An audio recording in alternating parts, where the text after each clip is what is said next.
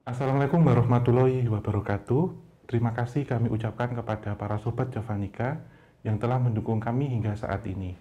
Dan tentunya jangan lupa untuk like, share, dan subscribe, serta nyalakan lonceng. Semoga bermanfaat dan selamat menyaksikan. Wassalamualaikum warahmatullahi wabarakatuh.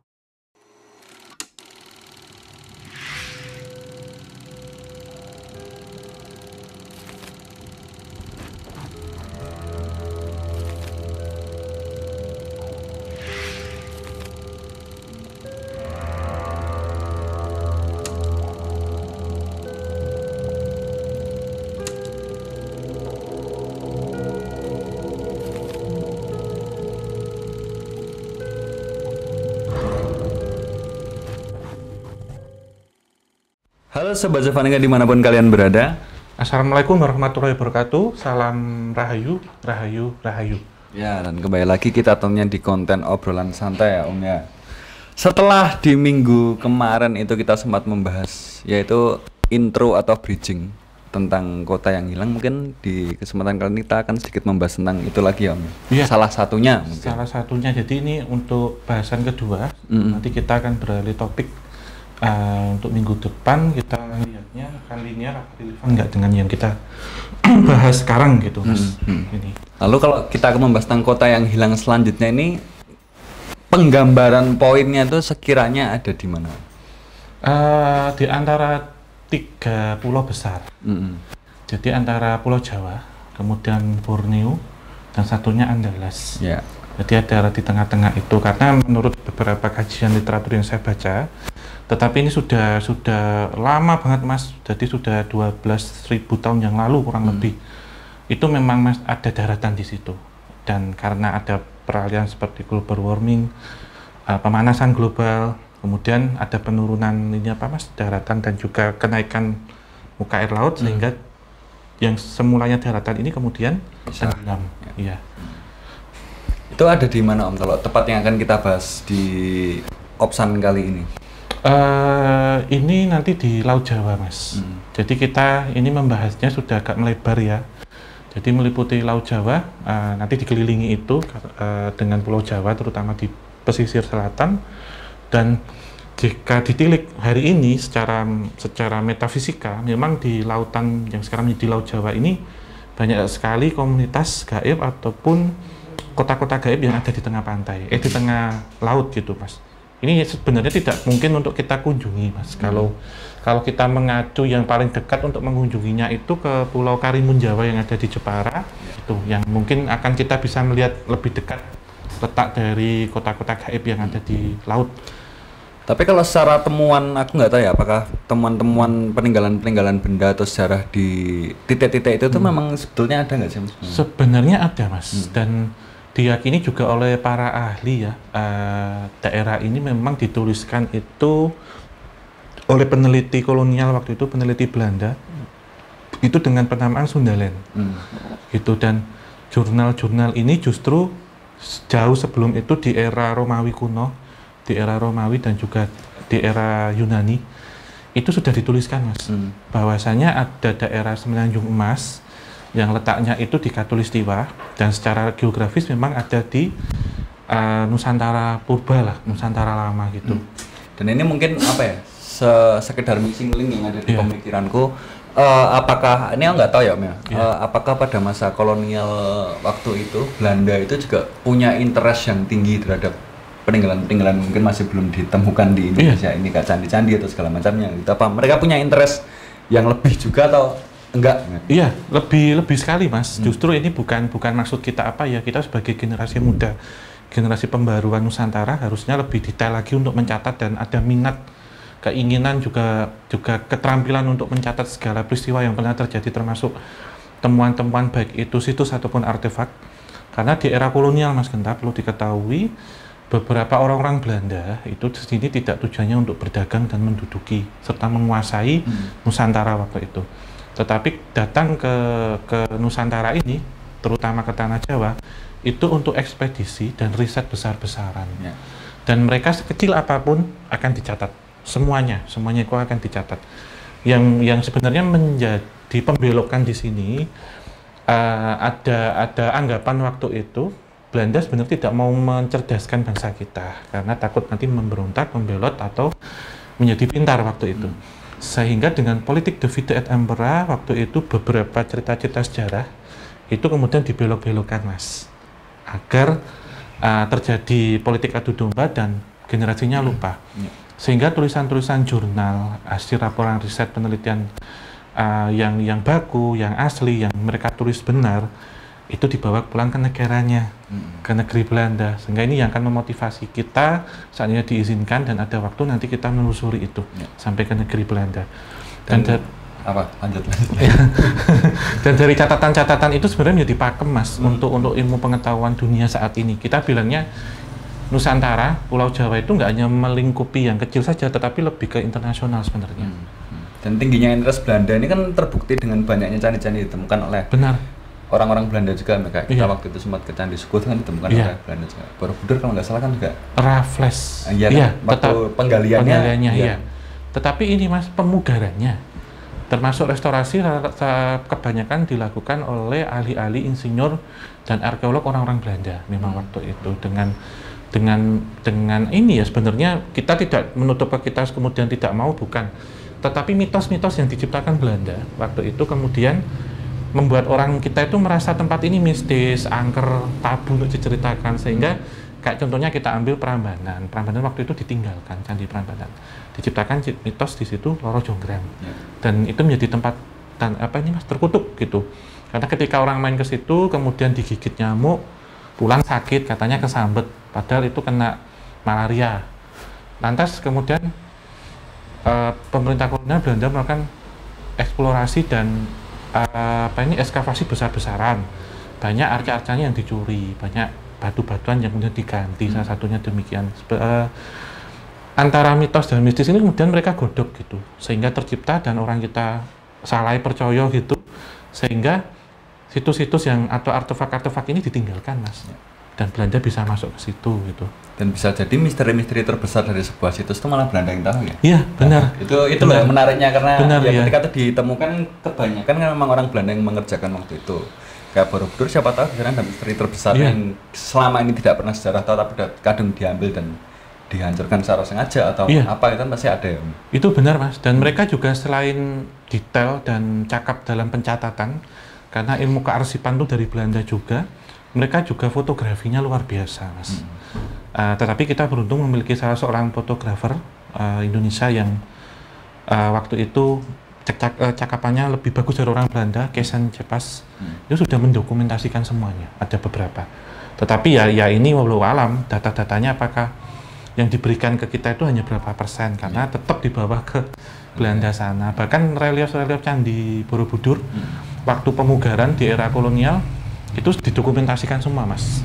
Jadi kalau kita ke Borobudur kan lihat ke bawah itu kaki candi itu kan tidak bisa lihat relief, karena itu memang ditutup di waktu era dulu waktu pembangunan candinya sendiri, karena berkaitan dengan kekuatan strukturnya, dan waktu pembongkaran itu dibuka terus dipotoi semua, Mas, satu-satu gitu.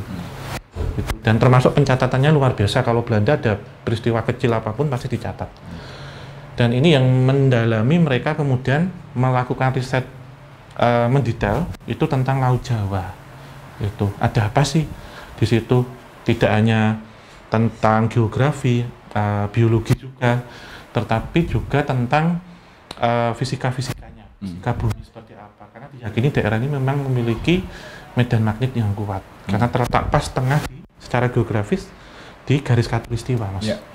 Dan kalau kita kembali lagi ya ke pembahasan tentang kota yang hilang tadi, yaitu adalah Sundaland, itu apakah Sundaland ini memang ada hubungannya? Kalau Sunda kan pasti hubungannya dengan Jawa Barat dan sekitarnya ya. Dan kalau Jawa Barat kita ngomong sebuah peradaban, sebenarnya peradaban paling tua yang diyakini paling tua di Indonesia kan adalah Gunung Padang. Dan apakah Sundaland dan Gunung Padang ini memang masih ada kaitannya atau seperti apa? Iya, kalau ini memang melihatnya itu memang sangat jauh ya, Mas. Bahkan sampai sebenarnya daratan ini sudah ada. Kita lihat yang dimaksud di Laut Jawa ya, Sundaland itu 2,5 juta tahun yang lalu itu sudah ada. Tapi di era glasier pada 18.000 tahun yang lalu hingga 12.000 sebelum Masehi, 18.000 sebelum Masehi, ini memang ada penaikan muka karena efek pemanasan global. Tetapi kalau kita cocokkan dengan situs Gunung Padang, Mas Hentan, itu kan secara garis itu memang sudah diketahui secara residual juga ya Mas, secara kajian jurnal juga itu 10.000 tahun sebelum Masehi. Jadi ada rentan di sini 2.000 tahun. Sebenarnya tidak jauh, tetapi memang peradaban itu kan pasti bergeser Mas. Ketika dulu di tengah, misal kita lihat di tengah ya, kita berandai-andai atau kita melihat bahwasanya Laut Jawa itu daratan dan kemudian di tengah ada suatu peradaban. Ketika ini secara rentan tahun 6.000 tahun itu terjadi penurunan tanah dan kenaikan muka air laut, pasti warganya akan pindah. Dan adalah ini Gunung Padang. Jadi memang keterkaitannya ada, tetapi logikanya secara rentan tahun tidak nyambung gitu Mas. Tapi ada pergerakannya gitu. Gunung Padang itu megalitikum ya? Iya, zaman itu. Iya. Dan ini kemudian menjadi penasaranku adalah ketika kita membicarakan tentang kota gaib dan umur sebuah situs kan, kalau Gunung Padang kan umurnya udah sangat-sangat lama ya. Mungkin ratusan atau jutaan, seribu tahun yang lalu, dan kalau tadi Om sempat sebut juga sampai ke titik 2,5 juta tahun yang lalu. Kalau kita bicara tentang sebuah kota gaib dan orang-orang mengenal gaib atau metafisika itu udah dari sejak zaman kapan juga ya? Itu sebenarnya isinya terus seperti apa? Apakah ya ada kayak makhluk-makhluk besarnya yang mungkin prasejarah juga atau gimana? Ada Mas, komplit itu. Dan kondisinya seperti kalau kita melihat lukisan Babilonia, bentuk-bentuk bangunan megah yang besar seperti piramid-piramid bertingkat-tingkat dengan cat-cat seperti warna kuning emas gitu, bercahaya dan macam-macam. Dan posisi kalau saya lihat secara ini ya, di tengah Laut Jawa ya, kalau kita mengacunya pada rentan tahun 10.000 tahun yang 10.000 tahun sebelum Masehi, itu memang postur manusianya lebih besar-besar. Jadi ini di alam sananya Mas ya, di kota gaibnya ya, itu ada yang tinggi 5 meter dan 7 meter gitu Mas. Dan kemudian di masa sekarang ini apa yang sedang mereka kerjakan? Mereka tetap banyak di situ, tetapi membawa gini, ageman yang dipakai itu masih 10.000 tahun yang lalu, tetapi teknologinya mungkin 3.000 tahun yang akan datang gitu. Dan kalau yang saya tangkap memang mereka memilih suatu tempat dengan medan magnet bumi gravitasi yang tinggi, yang besar, itu karena secara penyerapan energinya jauh lebih besar Mas. Karena untuk energi mereka, untuk recharge energi mereka akan mengambil energi magnet bumi pertama, yang kedua adalah panas bumi. Jadi hal ini sebenarnya tidak akan berpengaruh ketika itu ada sonar lain dari alam kita yang akan melintasi itu. Bisa yang berkaitan dengan atas ataupun dengan laut gitu, yang melintas di situ. Dan hal ini juga sama waktu kita ke makam yang dekat bandara. Oh ya. Nah, itu model-modelnya seperti itu. Dan memang medan magnet bumi itu tersebar banyak Mas, terutama di daerah yang tengah bumi ya. Maksudnya kalau kita lihat secara geografi, posisi Indonesia kan pasti tengah gitu. Dan kalau kita kaitkan dengan Atlantis, itu sebenarnya plus minus banyak yang ada kecocokan dan tidak kecocokan dengan Sundaland gitu. Tapi kalau kita berbicara tentang kota gaib itu kan ya otomatis kan ditutupi oleh sebuah kelambu atau selimut yang energinya sedemikian rupa ya Om ya. Mungkin nggak sih itu suatu saat akan terbuka tabirnya? Akan bisa Mas, akan terbuka, dan biasanya yang menjadi pertanda ketika itu terbuka, maka itu akan ditemukan situs atau artefak besar di situ. Jadi seperti sekarang Mas, sebenarnya candi-candi itu yang baru ketemu, entah itu situs juga, itu sebenarnya tertutup dengan selubung tadi, selubung gaib. Karena pasti di situ menyerap energi yang banyak, residual energinya juga bertumpuk-tumpuk. Ketika itu sudah tidak aktif lagi, karena orang-orang dulu kan pasti macam-macam ya untuk meletakkan di situ ada apa. Itu nanti akan terbuka sendiri Mas, dan akan mudah diketahui atau terjamah oleh manusia gitu untuk mendeteksinya seperti apa. Ini baik secara ilmu pengetahuan ataupun ilmu kebatinan, dua-duanya. Dan kemudian catatan sejarah-sejarah baru akan terbuka kembali ya. Terbuka kembali ya. Ini karena memang memasuki masa kebangkitan era Nusantara ya. Jadi perlahan-lahan akan terbuka satu-satu itu. Dan memang kalau secara kajian arkeologi maritim di Laut Jawa juga banyak kapal karam Mas Genta. Ya. Ya selain penjelasannya itu secara logis ya, mungkin ada keberatan muatan, ada tembakan juga meriam waktu itu, kemudian cuaca buruk. Tetapi memang daerah-daerah ini ketika bertemu logam memang akan menarik ke bawah gitu. Ya semacam Bermuda, segitiga Bermuda lah ya. Iya, gitu. model-modelnya seperti itu karena banyak sekali artefak yang ditemukan di Laut Jawa juga, penyelam diving jadi dari tim arkeologi. Dan kalau kita berbicara tentang kota gaib kan yang kita bahas sekarang ini kan Sundaland yang ada di daerah-daerah ya pesisir barat kayak gitu kan. Pesisir tengah pasti punya, pesisir timur juga pasti punya. Itu apakah masing-masing dari mereka juga punya powernya sendiri? Maksudnya kan kita bicara tentang kota gaib yang kemudian menghilangkan dirinya pasti punya prestis tersendiri ya antara satu daerah lain dengan daerah lain. Apakah mereka memang punya strata tersendiri dalam sebuah dunia yang tidak pernah kita ketahui itu? Iya, ini sama Mas. Jadi semakin ke barat sebenarnya gridnya semakin tinggi. Jadi kita bagi menjadi 3 zonasi gini ya. Kalau kita lihat ini Borneo ada Celebes, Bali, Jawa, kemudian di sini ada Sumatera. Ini sebenarnya semuanya menjadi satu Mas dulu begini. Disebut Semenanjung Emas. Itu juga terkoneksi dengan Tumasik, Singapura, Malaya, Malaysia dan Thailand. Dan kita memiliki kesamaan yang sama ya. Cuman kalau kita tarik secara kesemuanya seperti ini, posisi di sini memang kuat Mas Genta.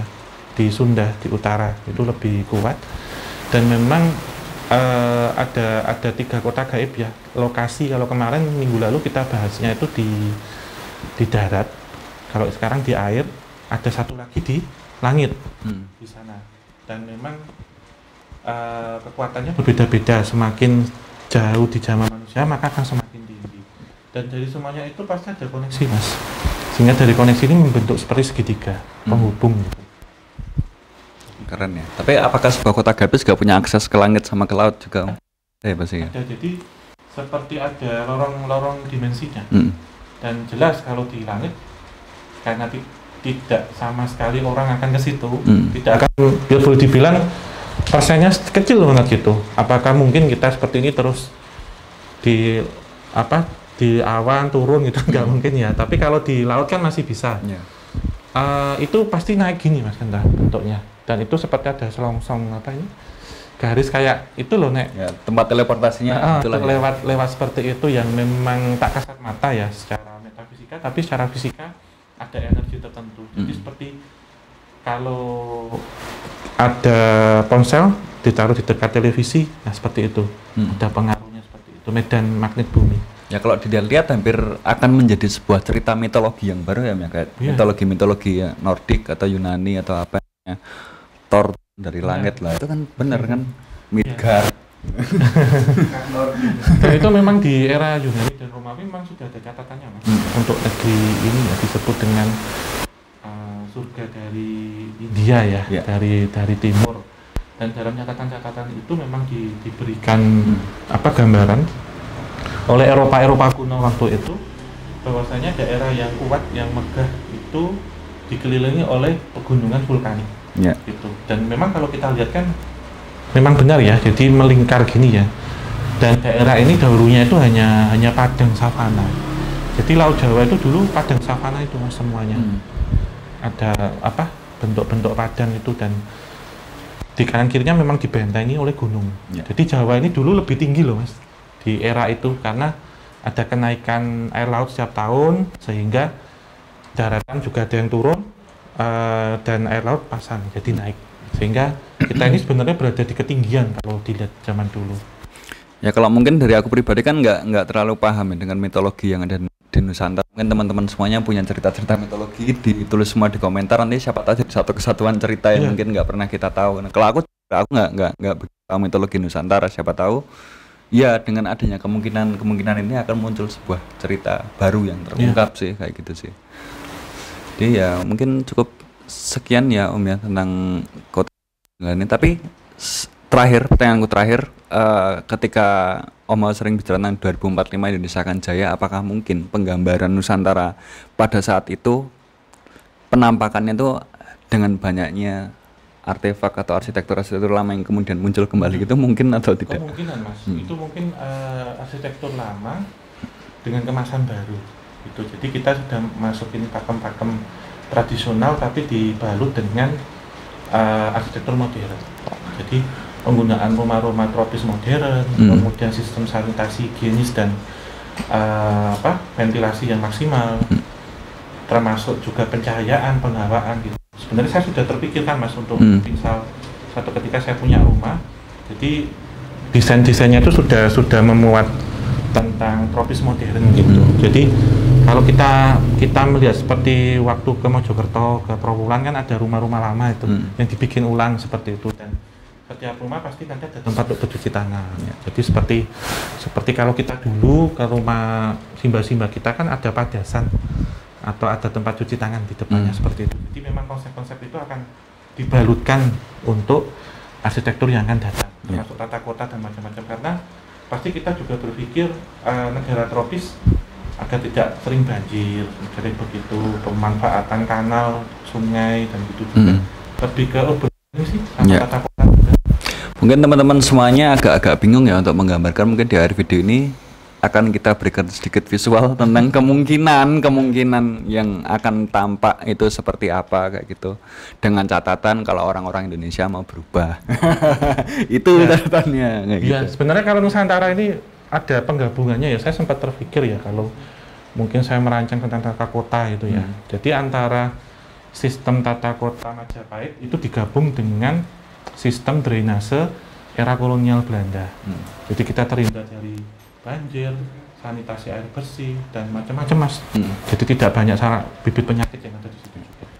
Teman-teman, sedikit pembahasan tentang kota gaib di salah satu tempat sebagai contoh ya, sampelnya. Mungkin di pembahasan berikutnya akan kita bahas kalau memang ada sedikit bantuan poin-poin yang bisa disampaikan ya Om ya. Kalau memang nggak ada ya udah, kita nggak akan membahasnya itu dulu. Jadi sedikit tentang Sundalan yang mungkin bisa kita sampaikan, sedikit membukakan. Ini bukan menginformasi secara mendetail karena pasti masih banyak kajian sejarah mungkin bisa masuk lagi, kajian literasi yang bisa masuk lagi. Ini hanyalah sedikit versi untuk membantu memancing aja kayak gitu sih. Jadi monggo Om kalau mau akhir kata. Iya, akhir kata terima kasih diucapkan untuk yang sudah like, comment dan share, juga untuk yang subscribe termasuk yang sudah join membership.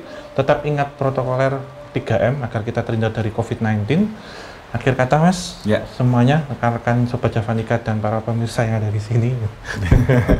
Wabillahi taufik wal hidayah. Wassalamualaikum warahmatullahi wabarakatuh. Mugi tansah pinaringan rahayu sagung dumadi. Teman-teman terima kasih dan sampai jumpa di video-video Wisata Jawa selanjutnya. Sampai jumpa.